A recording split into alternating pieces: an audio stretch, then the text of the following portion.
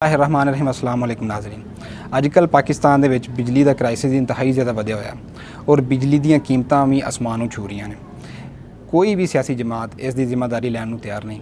इमरान खान साहब इस दी जिम्मेदारी पिछलियां गौरमेंटां उत्ते पांदे पे ने, जबकि मौजूदा PDM दी गौरमेंट जिंदे विच नून लीग पीपल पार्टी और मौलाना फजलुर रहमान शामिल ने, ये जिम्मेदारी जिहड़ी है इमरान खान साहब उत्ते पांदे पे और कहंदे पे ने कि ये IMF दे नाल इंतहाई ज़्यादा महंगे एग्रीमेंट करके चले गए जिंदी वजह तो पाकिस्तान नूं बिजली दी कीमतां वधानियां पै रहीआं ने। इस दे विच किन्नी सदाकत है, इस वास्ते तुहाडे कोल सामने हाज़र होए हैं।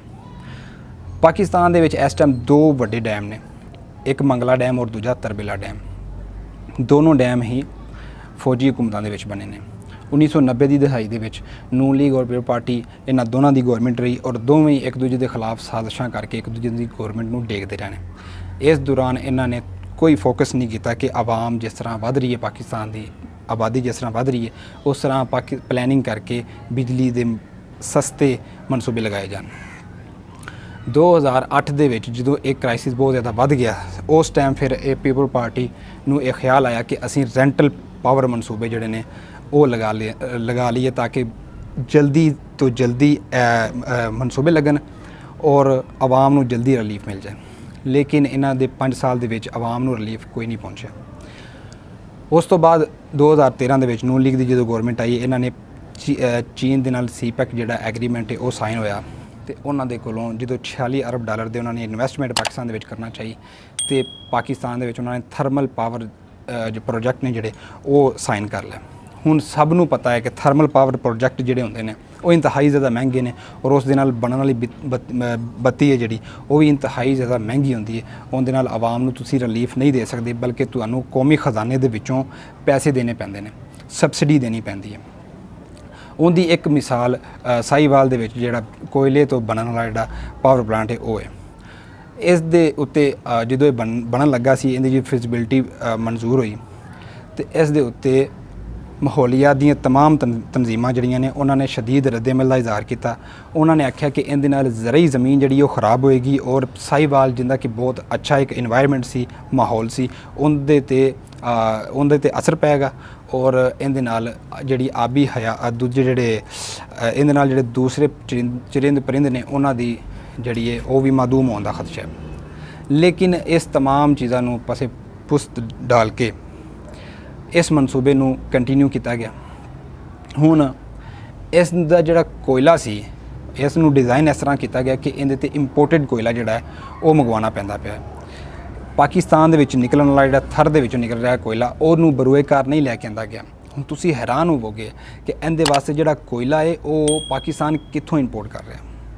पाकिस्तान साहिवाल दे विच लगे हुए जिहड़ा पावर प्लांट है उहदे वास्ते कोयला जनूबी अफ्रीका तो मंगवा रहा। हुण तुसीं हिसाब लाओ, एक तरफ पाकिस्तान है, दूसरी तरफ जनूबी अफ्रीका है, जिहड़ा अफ्रीका दे भी जनूब दे विच सब तो एंड ते उत्थों पाकिस्तान कोयला चुकदा है, वो चुक के लैके आंदा और उत्थे कराची बंदरगाह ते उतारदा है। कराची बंदरगाह तो अगों फिर लोड होके फिर वो साहिवाल पहुँचता है और साहिवाल आके फिर उहदे तो बिजली बनती पई। इनका एक यूनिट जिहड़ा है वो 35 रुपए का पै रहा पाकिस्तान नूं। 35 रुपए का जो यूनिट पिया, इदों नून लीग की गौरमेंट से उन्होंने वक्ती तौर पर सबसिडी दे दी ताकि आवाम जिहड़ी है उन्होंने जल्दी तो जल्दी लोड शेडिंग तो निजात मिल जाए। लेकिन पाकिस्तान नूं इनका टीका जिहड़ा इन्ना लगा कि पाकिस्तान सालाना 140 अरब नुकसान कर रहा। 140 अरब की सबसिडी देनी पैंदी पई सी। हुण जदों IMF दे कोल गए तो IMF ने आख्या कि तुसीं जो एक्चुअल कॉस्ट, जो असल लागत इहदे उत्ते आंदी पई है एक यूनिट दे उत्ते, वो आवाम तक पहुँचाओ। अपने कोलों पैसे देने जी तुहाडी इस टाइम हैसियत नहीं है, क्योंकि तुसां सानू करदा वापस ही मोड़ना है। तो इमरान खान साहब नूं उन्होंने मजबूर किया, लेकिन इमरान खान साहब किवें ना किवें करके थोड़ा मोटा वधा के हुकूमत नूं चलाते रहने। हुण तुसीं हिसाब लगाओ कि एक पावर प्लांट लगा ही एडा महंगा है, एक बिजली का यूनिट बनना ही एडा महंगा दिया तो वो आवाम नूं उहदे ते सबसिडी मिल रही है, जबकि मुल्क साडा करज़िਆਂ दी दलदल दे विच दंसिया होया। तो किस तरह IMF इसकी इजाज़त दे सकता है। हुण इन्हां दी मौजूदा इस टाइम 2-3 महीने हो गए ने। ਅਗਰ ਇਹਨਾਂ ਨੂੰ ਲੱਗਦਾ ਹੈ ਕਿ ਇਮਰਾਨ ਖਾਨ ਸਾਹਿਬ ਬਹੁਤ ਗਲਤ ਮੁਆਹਦੇ ਕਰਕੇ ਚਲੇ ਗਏ ਨੇ ਤੇ ਹੁਣ ਤਾਂ ਇਹ ਗਵਰਨਮੈਂਟ ਦੇ ਵਿੱਚ ਨੇ, ਕਿਉਂ ਨਹੀਂ ਉਸ ਐਗਰੀਮੈਂਟ ਨੂੰ ਜਿਹੜਾ ਕੈਂਸਲ ਕਰਦੇ, ਇੱਕ ਨਵਾਂ ਐਗਰੀਮੈਂਟ ਕਰ ਲਣ ਜਿੰਦੇ ਵਿੱਚ ਇਹ ਅੱਛੀਆਂ ਸ਼ਰਾਇਤਾਂ ਜਿਹੜੀਆਂ ਨੇ, ਜਿਹੜਾ ਇਹਨਾਂ ਨੂੰ ਲੱਗਦਾ ਹੈ ਕਿ ਮੁਲਕ ਦੇ ਵਾਸਤੇ ਬਿਹਤਰ ਨੇ, ਉਹ ਸ਼ਰਾਇਤਾਂ ਕਰਕੇ ਚਲੇ ਜਾਣ। ਲੇਕਿਨ ਅਸਲ ਗੱਲ ਜਿਹੜੀ ਇਹ ਆ ਕਿ ਇਹਨਾਂ ਨੇ 1990 ਤੋਂ ਲੈ ਕੇ ਤੇ ਹੁਣ ਤੱਕ ਸਿਰਫ ਆਪਣੀ ਕੁਰਸੀ ਬਚਾਉਣ ਦਾ ਖੇਲ ਜਿਹੜਾ ਉਹ ਜਾਰੀ ਰੱਖਿਆ। ਆਵਾਮ ਦਾ ਇਹਨਾਂ ਨੇ ਕੋਈ ਭਲਾ ਨਹੀਂ ਸੋਚਿਆ। ਅਗਰ ਇਹਨਾਂ ਨੂੰ ਆਵਾਮ ਦਾ ਥੋੜ੍ਹਾ ਜਿਹਾ ਵੀ ਦਰਦ ਹੁੰਦਾ ਤੇ ਇਸ ਤਰ੍ਹਾਂ ਦੇ ਚੀਪ ਔਰ ਘਟੀਆ ਮਨਸੂਬੇ ਪਾਕਿਸਤਾਨ ਦੇ ਵਿੱਚ ਨਾ ਲੱਗਦੇ ਔਰ ਪਾਕਿਸਤਾਨ ਨੂੰ ਸਸਤੀ ਬਿਜਲੀ ਜਿਹੜੀ ਕਿ ਪਾਣੀ ਤੋਂ ਬਣਦੀ ਹੈ ਉਹਦੀ ਤਰਫ ਲੈ ਕੇ ਜਾਇਆ ਜਾਂਦਾ। ਸਾਡੇ ਨਾਲ ਇੰਡੀਆ ਨੇ 18,000 ਡੈਮ ਬਣਾਏ ਨੇ, ਲੇਕਿਨ ਪਾਕਿਸਤਾਨ ਦਾ ਅਲਮੀਆ ਤੁਸੀਂ ਚੈੱਕ ਕਰ ਲਵੋ ਕਿ ਪਾਕਿਸਤਾਨ ਨੇ ਉਹਦੇ ਮੁਕਾਬਲੇ ਦੇ ਵਿੱਚ ਕੋਈ ਖਾਤਰ ਖੁਆਹ ਡੈਮਸ ਨਹੀਂ ਬਣਾਏ ਔਰ ਪਾਕਿਸਤਾਨ ਦਾ ਪਾਣੀ ਜਿਹੜਾ ਸੀ ਉਹ ਸਮੁੰਦਰ ਦੇ ਵਿੱਚ ਡਿੱਗਦਾ ਪਿਆ ਸੀ। ਇਸ ਚੀਜ਼ ਦਾ ਇਤਰਾਜ਼ ਕਰਦੇ ਹੋਇਆ ਇੰਡੀਆ ਨੇ ਜਿਹੜੇ ਪਾਕਿਸਤਾਨ ਦੇ ਹਿੱਸੇ ਦੇ ਵਿੱਚ 3 ਦਰਿਆ ਆਏ ਨੇ ਉਹਨਾਂ ਉੱਤੇ ਵੀ ਡੈਮ ਬਣਾਉਣੇ ਸ਼ੁਰੂ ਕਰਤੇ ਕਿ ਤੁਸੀਂ ਤਾਂ ਆਪਣਾ ਪਾਣੀ ਯੂਜ਼ ਨਹੀਂ ਕਰ ਸਕਦੇ ਪਏ, ਸਾਰਾ ਜ਼ਾਇਆ ਕਰਦੇ ਪਏ ਜੇ, ਸਾਰਾ ਸਮੁੰਦਰ ਦੇ ਵਿੱਚ ਸੱਟਦੇ ਪਏ ਜੇ, ਤੇ ਤੁਸੀਂ ਸਾਨੂੰ ਕਿਸ ਤਰ੍ਹਾਂ ਕਹਿ ਸਕਦੇ ਜੀ ਕਿ ਇਸ ਦੇ ਉੱਤੇ ਡੈਮ ਨਾ ਬਣਾਓ।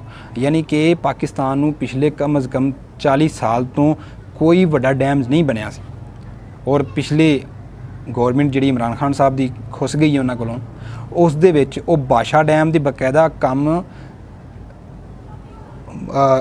ਆਗਾਜ਼ ਕਰਾ ਕੇ ਗਿਆ ਨੇ, ਉੱਥੇ ਕੰਮ ਹੋ ਰਿਹਾ। ਉਸ ਤੋਂ ਬਾਅਦ ਦਿਆਮਰ ਜਿਹੜਾ ਡੈਮ ਹੈ, ਦਿਆਮਰ ਬਾਸ਼ਾ ਡੈਮ ਵੀ ਬਣ ਰਿਹਾ, ਮਹਿਮਦ ਡੈਮ ਵੀ ਬਣ ਰਿਹਾ। ਇਸ ਤਰ੍ਹਾਂ ਸਿੱਕੀ ਕਿਨਾਰੀ ਪ੍ਰੋਜੈਕਟ ਉਹ ਵੀ ਇੱਕ ਬਣਦਾ ਪਿਆ। ਇਹ ਸਾਰੇ ਇਮਰਾਨ ਖਾਨ ਸਾਹਿਬ ਨੇ ਕੋਈ ਇੱਕ ਥਰਮਲ ਪਾਵਰ ਵਾਲਾ ਪ੍ਰੋਜੈਕਟ ਨਹੀਂ ਲਗਾਇਆ ਪਾਕਿਸਤਾਨ 'ਚ ਜਿਹਦੇ ਨਾਲ ਪਾਕਿਸਤਾਨ ਨੂੰ ਫੀ ਯੂਨਿਟ 35-40 ਰੁਪਏ ਦਾ ਪੈਂਦਾ ਹੋਵੇ। ਇਮਰਾਨ ਖਾਨ ਸਾਹਿਬ ਨੇ ਜਿਹੜਾ ਮਨਸੂਬੇ ਲਗਾਏ ਨੇ ਉਹਦੇ ਤਹਿਤ ਪਾਕਿਸਤਾਨ ਨੂੰ ਜਿਹੜਾ ਬੱਤੀ ਦਾ ਜਿਹੜਾ ਇੱਕ ਯੂਨਿਟ ਉਹ 2 ਤੋਂ 2.5 ਰੁਪਏ ਜਾਂ 3 ਰੁਪਏ ਦਾ ਪਏਗਾ। ਇੱਥੋਂ ਤੁਸੀਂ ਤਰਜੀਹਾਤ ਦਾ ਅੰਦਾਜ਼ਾ ਲਗਾ ਸਕਦੇ ਜੇ ਪਾਕਿਸਤਾਨ ਦੇ ਵਾਸਤੇ ਦਰਦ ਦਿਲ ਰੱਖਣ ਵਾਲੇ ਕੌਣ ਨੇ। ਇਹਦਾ ਫੈਸਲਾ ਹੁਣ ਤੁਸੀਂ ਖੁਦ ਕਰ ਲਓ। ਆਪਣਾ ਤੇ ਆਪਣੇ ਅਜ਼ੀਜ਼ੋ ਅਕਾਰਬ ਦਾ ਖਿਆਲ ਰੱਖਿਏ ਜੀ। ਅੱਲਾ ਹਾਫਿਜ਼।